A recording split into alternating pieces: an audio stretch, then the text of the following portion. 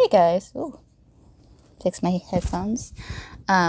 This is my second time recording this because I just remembered I don't tend to talk very loud. And if I do, I sometimes can't even hear myself. But what's up, guys? Flarity here. I'm coming back with a video because I wanted to explain some not so great things happening during the summer. And if you're new here, hi, I'm Flarity, or Lady Lavender if you play games with me. I'll come back to that, but I'll explain why I'm coming back to that. And if you're new here, hi. I did anime reviews for a little while, and then I think I did a couple of movie reviews as well. Another recent one of my anime reviews I did was a detective show. I I think it's Mugen. I can't remember the name. Um, and I think maybe Black Butler when I reacted, or when I had my laughing attack. I called it. That got popular, strangely. And I had some podcasts with Shadow Strike. It's gonna be in the video section on my channel. And most people don't seem to believe or think I would have these issues, but I am, well, I'm a 26-year-old lady with, I call myself an old lady, with ADD and severe anxiety with panic attacks. And I'm going to explain what's been going on. And if you're new, I'm going to also kind of go over my background with these things. So, yay. All right, to start it off, yes, I'm in my bedroom. And yes, I'm recording on a phone. I forgot what I was going to say. So, first off, yes, I'm 26. I get told I look like I'm 18 or 19 or 20. I'll take those with compliments. There's some good and bad things, but I like it. Or I also get told I look a lot like someone they know. I had that happen today as well. It's like, I don't get it. I don't get it. Anyway, so back to what I wanted most to talk about. So this, as you see in the title, is talking about my attacks as well as my mental health. And I have talked about this prior on my other videos because I'm kind of advocating for it, because it's not like I hate it when people are faking these things or sometimes just misunderstood about them. Because if they don't have it, they don't really understand it. And I go through that with some of my family members because they don't have it, so they kind of don't understand it unless I go deeper or experience an episode of it in front of them, which I did towards my great-grandmother. And she's like, oh, now I can understand what you're going through and why sometimes I'll have my headphones. And I do tend to always have my headphones on me. I'll go into that a little later on. And this is going to be a long video, so I apologize. If there's certain parts you want to get to, feel free to skip this introduction and I'll jump right in. But I feel like it's good to listen to the entire thing because it's not only good to share what people like me go through, but the feelings and the toll it takes on your mental health is serious. And for me especially, it's gotten harder, especially in my career path, as if you don't know, I'm a SPED paraprofessional, SPED being the special education area, and content mastery, or CM. If you've been to content mastery, then you should know what it is. But content mastery is for students who need a little more help and assistance in both the general classroom, as well as we have a center for them that they can come to on a scheduled day-to-day basis. So first thing I want to talk about, I suffer with two things. Both are on the head. The first thing I suffer with is ADD. And if you don't know what ADD is, or if you have ADHD, they're kind of close, but off by a letter. So you guys might know ADHD, or attention deficit hyper disorder, which my sister has very badly. While I actually have ADD, which is attention deficit disorder. They're different. I don't have any like hyper emotion senses going on. I don't feel I need to move a lot.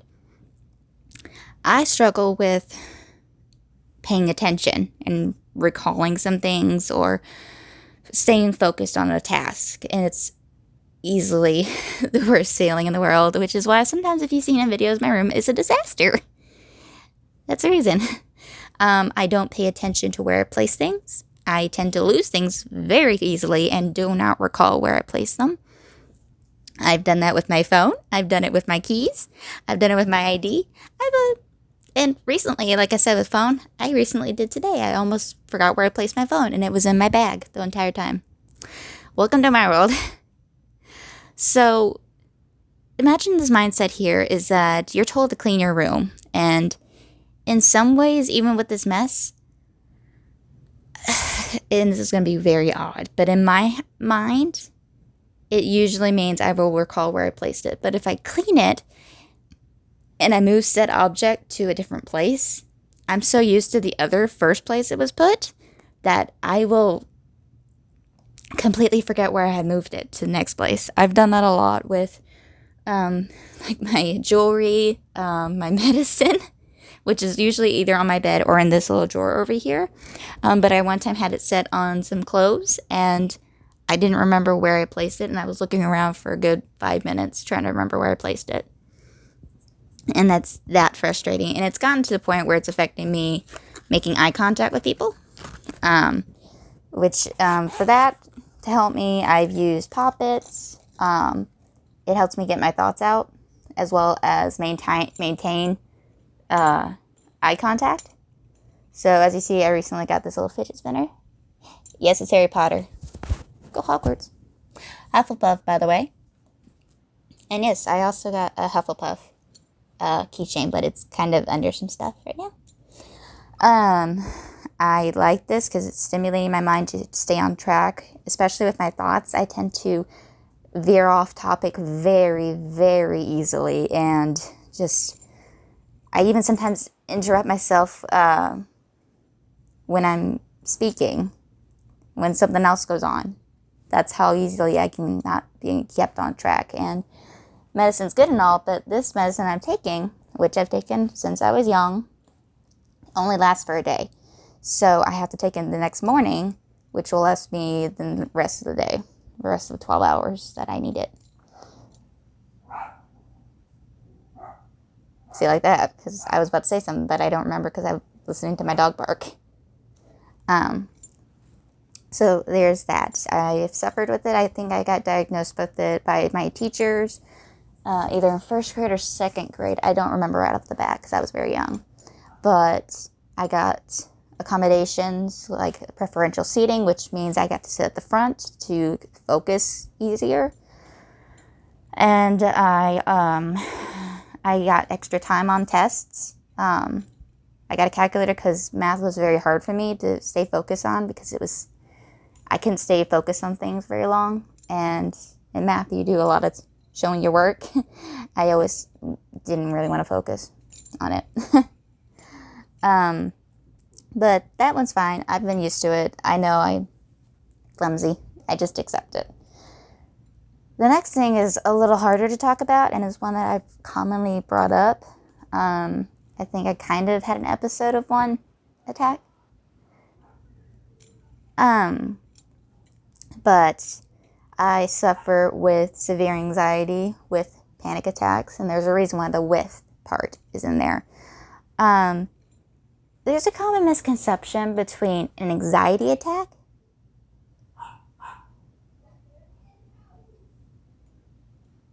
Sorry again, I got distracted with my sister talking. Anxiety attacks and panic attacks. I suffer more with panic attacks, not so much anxiety ones. And I've recently gotten more deeper into my psyche about that and my mind.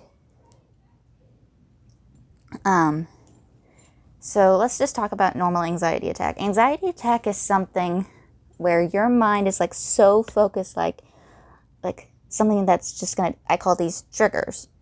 So you're so focused about such a specific thing. So for example, for me, my anxiety goes more towards social events and all, like gatherings where there's a lot of people that I don't know. And I can give you an example of a story that I had an anxiety attack.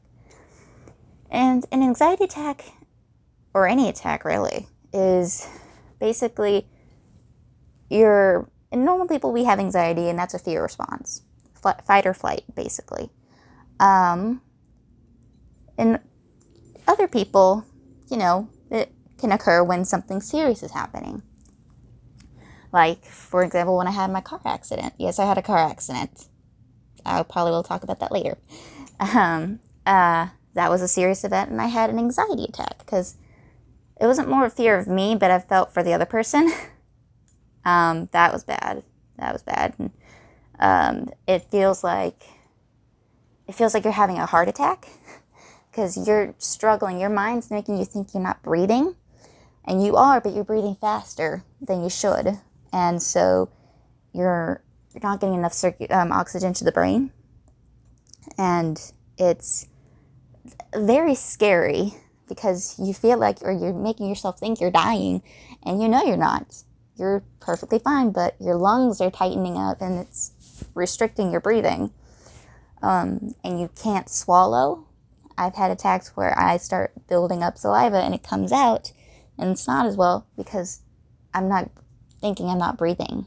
And that's just the fear response.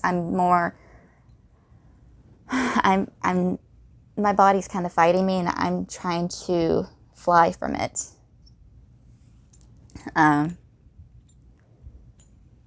From whatever set me off. Now I've gone through all that. I recognize my triggers, which is important if you're suffering with this kind of anxiety.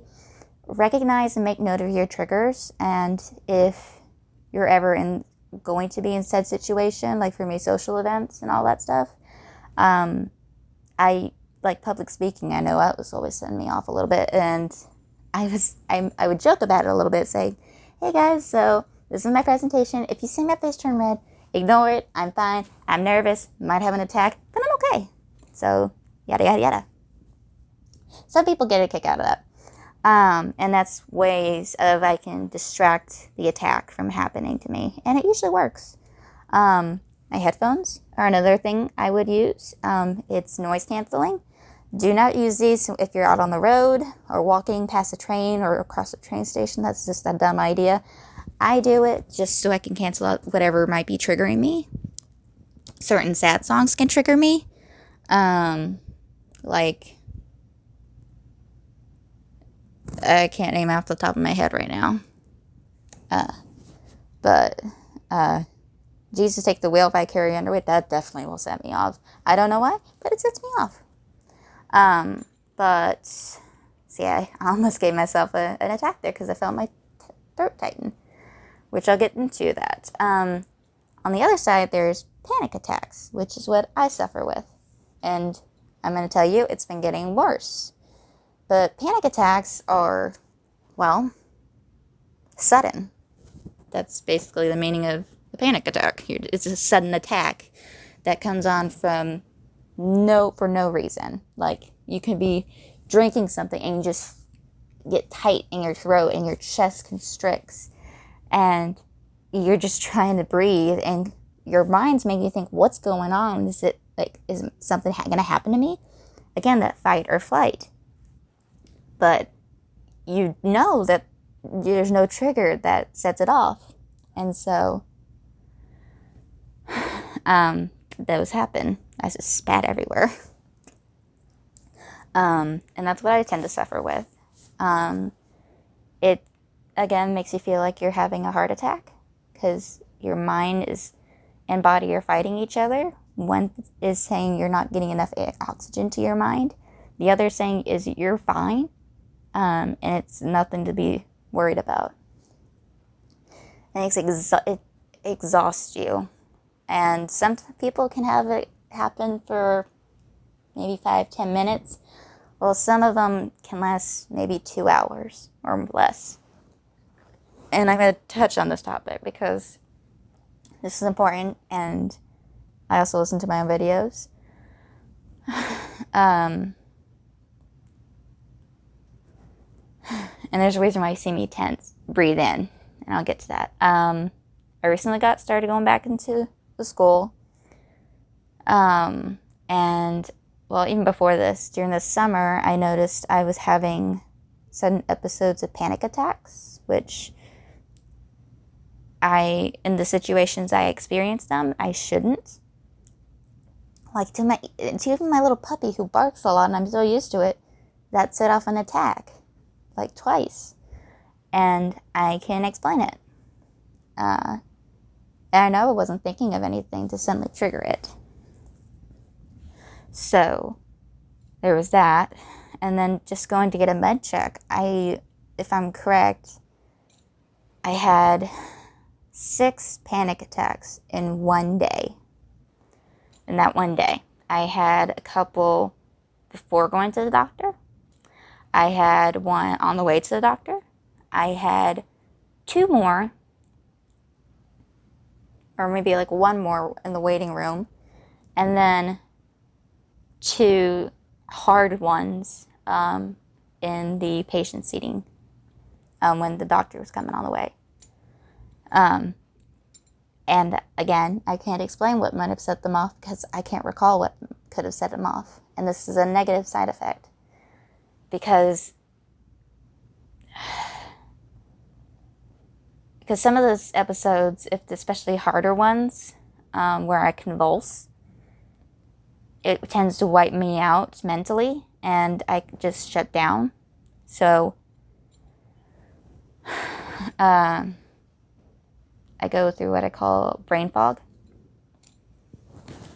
And sorry, I'm keeping an ear out if someone's coming to my door. It's not fun. Because I also had one of those when I had my car accident, and I couldn't really recall much or even speak, which is a negative thing for my attacks, but I'll get more into why it's affecting me a lot. So yesterday, I was excited to get some stuff done. Right as I approached the front door to the school, and luckily my mom was still there, because, again, I don't have a car. I just felt a swoosh, this whooshing sensation rush through me, and my throat tightened super quickly. And so suddenly. And I'm like, what's going on? Why am I feeling tightness up here? I mean, I go to this building. I've been to this building for a year. It shouldn't stress me out. And so I quickly texted my mom, telling the coworker that I'm having an attack, and it's a real bad one. I could automatically tell. And I'm trying to maybe have her help me, escort me, because I tense. And so if I start convulsing a little, I need somebody to hold on to me, because I convulse pretty hard. And she escorted me to the room that I'm working in, because I don't want to leave. I'm not, like I always say, I don't tend to let this mess with what I'm working towards. I'm strong. I've gone through this before, so I am only expected to have gone through like a couple of, usually they come in 3s most of the time, or 4s.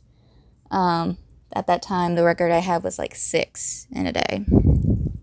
Well, so my mom stayed next to me and she has to be stern and tell me, breathe in, hold, breathe out, multiple times. And lately, because sometimes my doctor will ask me how many I had, and I will start counting now because I need to keep track of how long these episodes last, because some can last between 5-10 minutes each. And so I had some points where I was calmed, but I was still tightening, and the feeling in my throat just wouldn't stop. And then I just feel another surge hit me. And I do recall at times my mom was asking me, what are you thinking? And I tried to get out the words, nothing. And this is where it frustrates me, which can cause an attack too, is that my stutter gets super, super bad to the point I can't get words out. And I'm still suffering with it because it can last, depending on how long the episode lasts. I I can still have this the next day, and the repercussions are just not fun. And it's annoying that I'm not able to get those words out. Well, an hour goes by after a few more attacks, and I asked if we can just walk, just something to distract my brain at the moment. And we did. And at the moment, it kind of calmed down, but all of a sudden, it resurged again. And I luckily had another paraprofessional with me who was understanding and sat with me and my mom. Again, it's been an hour, and my mom is still stuck with me. And then another hour passes. So 2 hours, I'm having a panic attack continuously, one after the other, after the other, after the other. And soon, like coming towards the end of the second hour, all I remember is that twice I flung my body forward. And this is usually my sign that my body has had enough and my mind needs to stop. Or really, it's my mind that's telling me, okay, we're done. We need sleep. And my body is still twitching because it's still going through the spasms and the convulsions I go through. And it's not easy to rest your head on a table, leaning forward where your chest is, and shaking constantly. And that's why I have people monitor me to make sure I don't pass out. And I've never passed out, by the way. I'm proud of that. I even remember when I was in an ambulance. I didn't go to the hospital, but I was in an ambulance. And they asked my own mother, has she ever had panic attacks so bad that she passed out? And I even shook my head no. And my mom's like, there you go, she's still conscious. And I am. I'm still conscious. I can still hear things. And I'm just not capable of talking or movement at the moment. My body is just basically saying she's done, she can't talk, and she needs rest. And this is from years of learning my body and the signs my body gives out. And so I convulsed hard. I didn't hurt myself, but I did stretch out twice pretty fast, and had 2 more stronger episodes. And then finally I closed my eyes and just listened to them talk. And that's a good thing because it's distracting me, because already my mind is tired. I'm able to easily be more distracted. So that works. And then I finally let my mom go, and because I also knew she wasn't feeling great. So I'm like, and then the other paraprofessional said she'll stay with me and watch over me in case it happens again. And luckily, it didn't happen again. And they they even brought a beanbag chair out, which was in the counselor's room, to let me sit in and take a nap. And naps usually do help, especially if it's a 30-minute nap. My mind will soon start to calm itself down, and I usually shouldn't be tired, but I will soon. And so I did. I took a 30-minute nap, maybe 45-minute nap, and I was fine. My speech was fine. I still stuttered and had trouble getting words out, but I was fine to continue working. That's right, I still continued to work. So 2 hours worth of attacks, and I was still able to complete an 8-hour shift at my job. I will tell you, though, that I actually was still keeping count of the attacks I had. And I beat my record of 6 and counted that I had 15 or so panic attacks in just 2 hours. And that, people, is how bad it's recently gotten. Now, why all of a sudden? I'm not even sure. I know I increased my medication. Maybe it's that. Is it the coming year because there's so many changes? Maybe. And I'm just unconsciously constantly thinking about it. And I actually that day, though, blamed it on my lack of sleep. And sleep, if you're not getting enough sleep, I had to at least try to get 6 hours in. If you're not getting enough sleep and you do sleep for 4 hours, that is terrible for your anxiety. That's just asking to have a panic attack. And I wasn't wanting one, but I couldn't fall asleep. I even had 1.5 pill of a Benadryl. Still didn't sleep well. I didn't fall asleep till 2. And it's just like I knew automatically that that day's just probably not going to be a great day, but I didn't let it get me down. But I knew in the end I had an attack because of my lack of sleep. Um, so I changed my sleeping regimen lately, and it's actually pretty good because today I had 0 attacks. So, as of now, I am currently on a wait list with a psychologist. There's my stutter still. For September, and it's going to be taking me 4 hours of testing just to see if it's my medication or if it's something else. Because my main issue isn't just the attacks themselves, but the what I suffer afterwards, the aftermath. I mean, the brain fog is annoying because after my accident a couple of days, I couldn't recall a lot of incorrect or accurate information because of the attacks. They were hitting me so consistently, and it was very frustrating. And I had to even explain to the claims lady about that I had attacks, and so my mind might be foggy than what could have been explained earlier. And during those 15 attacks, even though I heard their voices, I can't recall what they were talking about. And that can be concerning at times because if it's important information for me to remember, my mind won't hold on to it. Because at that point in time, my mind is mentally clocked out. It's done. It doesn't want to experience another attack. It's basically like I turned off a light switch. That's how bad it is. And the stutter, because of the varying effects depending on the amount of time I go through an attack, is concerning because this can last from a couple hours to even a couple days. And,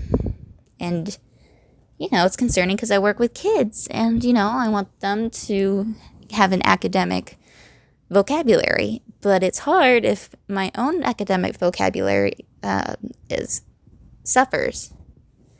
And it's getting harder to keep eye contact when I have this stutter and have trouble getting words out. It's like my mind is slowly stopping. And that's hard if I only have 30 minutes to work with a kid.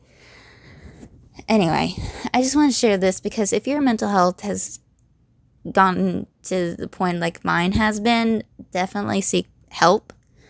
There's nothing wrong with seeking help. It's always important. Every person is usually different. I've gone for 2 years to this amazing psychiatrist. Amazing. She helped me graduate with my bachelor's. I actually did. I have a bachelor's degree in learning and technology and in the education. She helped me encouraged me to get my driver's license, and I do. I still have my driver's license. I just don't have the car. And I'm not scared of driving after the accident either, which is good. Encouraged me to get this position, and I did. I worked really hard to get a paraprofessional position, and I love it. I love working with the kids I work with, and the people I get to work with as well. And it just breaks my heart, though, that these attacks are kind of affecting me, and makes me worry if it could be possible I can have attacks when I'm working with a student, and I don't want them to see me like that. And I don't want them to worry about that because I'm also advocating for kids and I do know some kids who suffer with anxiety as well. And that's okay. If they have anxiety, I would like them to tell me, and I can offer some ways that can help because I've gone through it. Like having them have some time if they've needing some de-stressing time, use Pop-Its. Or my squishy I have that they call it Miss Pancake and Miss Waffle. Or a snack if they need it. Something to help them get their minds off of it and say, hey, this anxiety is not going to get me down. That I can do it.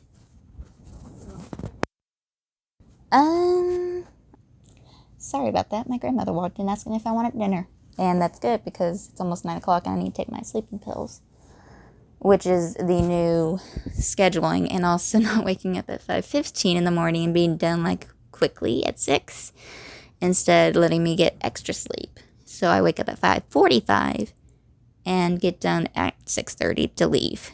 So take care of yourself, people. It's important. Don't worry about being super early to things. Don't stress yourself out about that. But, well, some people think it's, and I do sometimes have thoughts of this, is that it's debilitating me at times. I'm also keeping track right now of the after effects of my attacks to see if the the stutter, as well as the slow thought processing to finish the sentence, how long that effect takes, because this is a new experience of having that many attacks and I don't know the repercussions or the side effects of it. But it's taking its toll on me, I will tell you that. It's making me right now mentally exhausted. um but I'm trying not to fall asleep this early because I won't get enough sleep then. Anyway, while it is a negative effect on me and it debilitates me, there's a positive to this, is that my principal is working with me on a plan to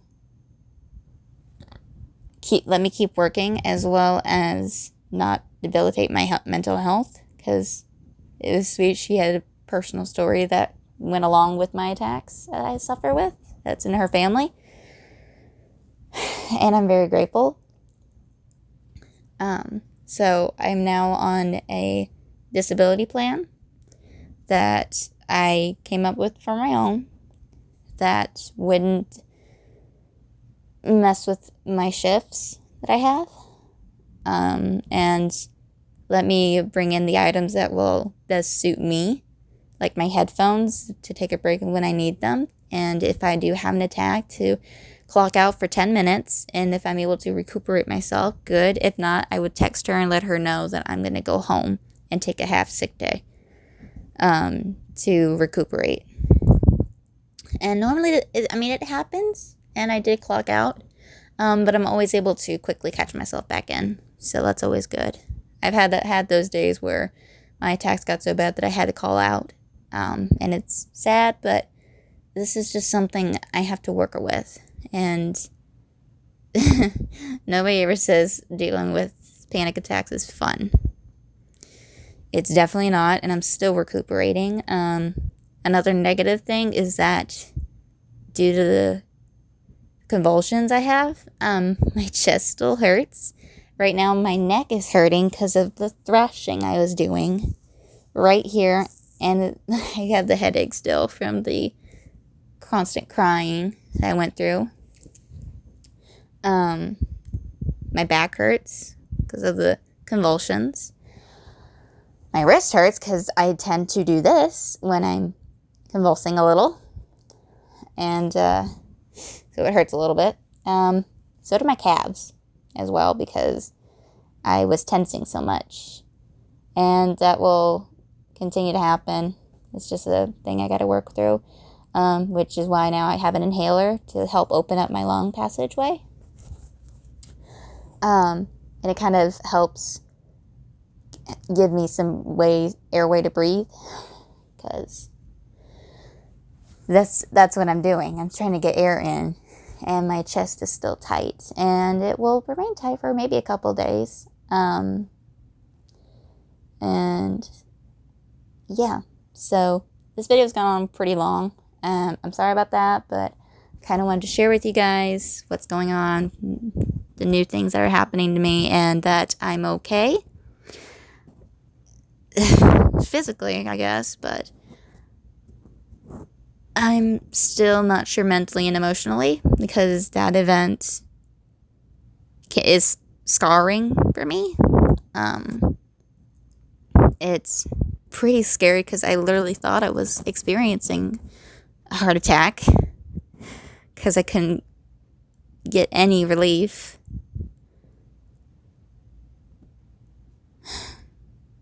and scary.